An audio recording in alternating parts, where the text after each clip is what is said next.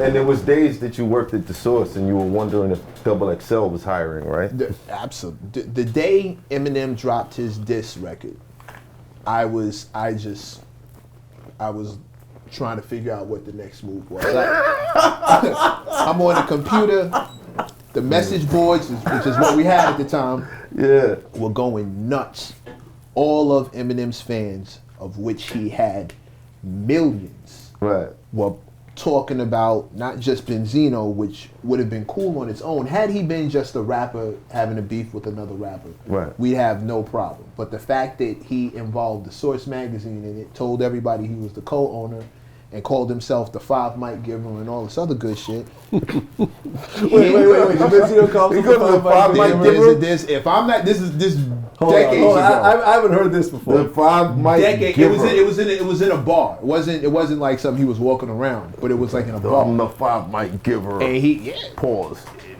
Sounds crazy. And he, once he involved his business in his legitimate business with street/rap shit, it's all collateral damage. It all falls as a way to. If I bring my wife on stage and I dish you and you see my wife, now my wife is a part of your response. Absolutely. That's right? It's only right.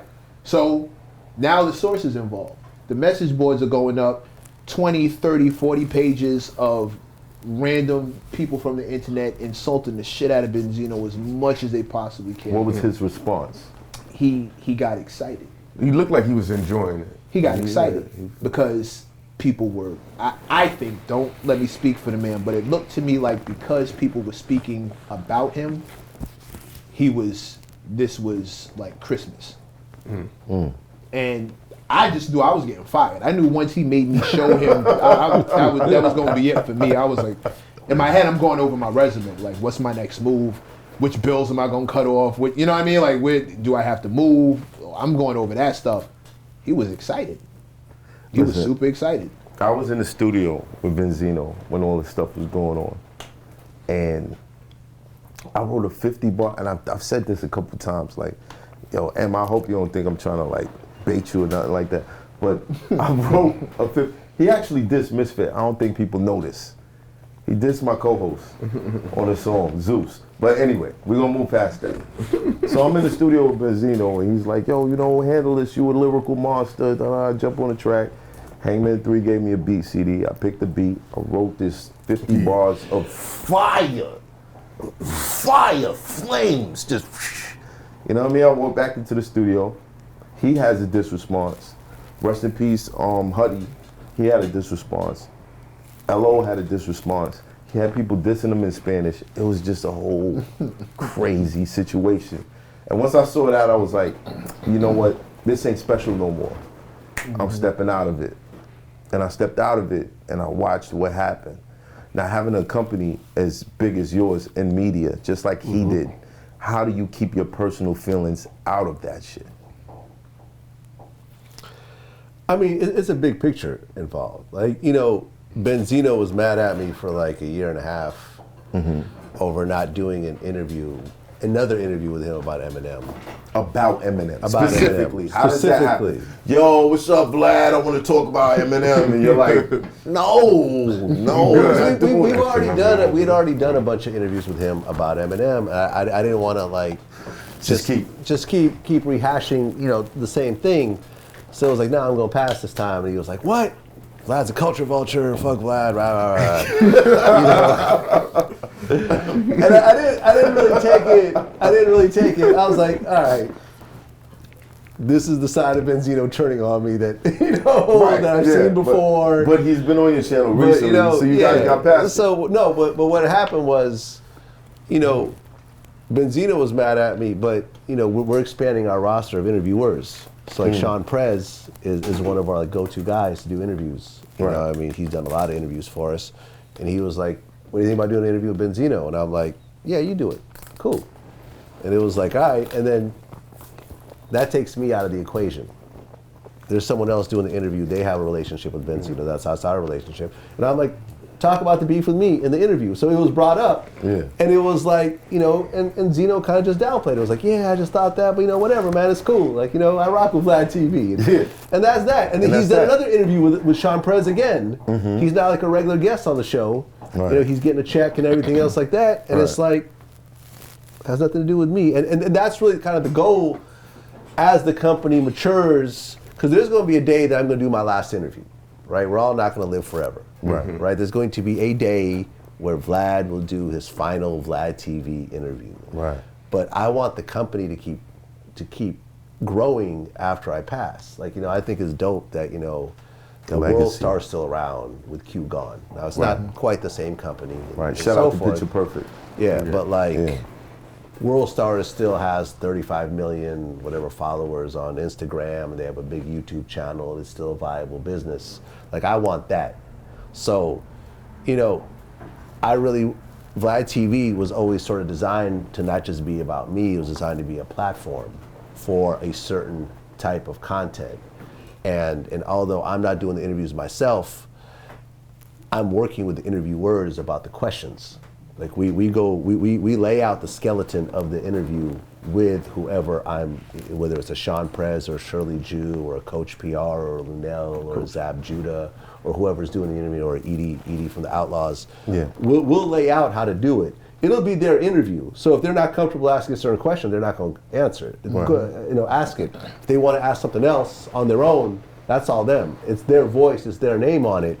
But we still lay it out, because we know what's going to react with the audience. So when you see a lot of these interviews, it's as if I'm doing it through someone else. No, right. You know what I mean? Right. It's the same type of questions, and people like Sean Perez are very good at following the overall outline, and you have these really dope pieces that do the same numbers as if I had done it. Like, for example, like Lil C's.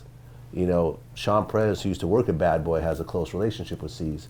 And he was able to do an interview that I don't think I would have been able to do because of his closeness and his familiarity with C's. Right. C's, we know each other, we met, but we don't really know each other. We don't have a rapport. Right. Those two have a rapport. And that interview came out and it was dope, and I think 4 or 5 million people have seen it.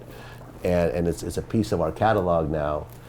And this is sort of the whole thing of like, let me just try to keep removing myself out of the equation more so where, yeah, you may not like something I done 8 years ago, but you cool with Lunel. So yeah, I'm going, that's how Shaka Khan came on the show. That's how Tiffany Haddish came on the show.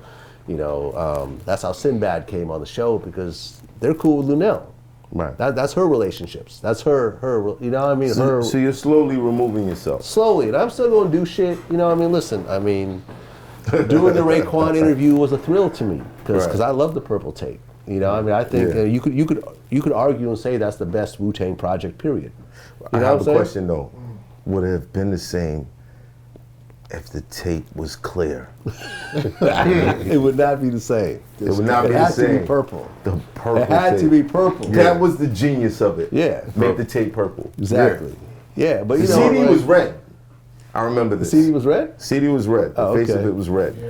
Yeah. But the tape was purple. Yeah. It's the purple tape. The purple tape. Great marketing. Yeah, man. Listen, I had a thrill doing that interview, because I remember how much that music really impacted me at the time of my life. Especially like when you do shit, like before you get in the industry, you have that purity in terms of your relationship with the music, because you don't know any of the people yet. Right. You meet the dude, he's an asshole, and you're like, oh, I don't want to listen to this shit no more. Like, you gotta think of that in the background. Like, you never meet this your motherfucking dissed me on Twitter 3 days ago. It's hard to listen to his shit now, but back then it was like my heroes kind of crushed my but like doing interviews from people that I loved during that era when I had no clue that I was gonna do this for a living. And to really sit down with the person and just kind of nerd out, what I mean? And ask all the little questions you've always wanted to ask since you're a teenager. Yeah. Is how you maintain that purity? You kind of feel young again when you do that shit. How do you maintain that purity? Or has it been taken from you? Are you jaded now? It's it changes over time once you get to know certain people, but then it's like, it goes outside of hip hop. It's like, I got to sit down with Mike Tyson. You know, I mean, I got to sit down with Riddick Bowe, with Buster Douglas, you know, Gilbert Arenas, John Sally, you know, Wood Harris. You know, people there was just like, yo, like, wow. There's so many, like, you never really run out of people to interview because there's just so many things that excite me. You know what I mean? That really is like, yo, I really just want to, like, yo, let's talk about The Wire. Let's talk about Paid in Full. You know what I mean? Let's talk about, you know, when I interviewed, you know, Ron Artest. Let's talk about The Malice in the Palace. Like, you know, let's dig, you know, when I, you know, talking to Gilbert about the gun incident. The gun incident in the NBA locker room, and you know, and how, you know, Javaris ended up catching a murder charge afterwards. It's hot for trapper turn smack rapper.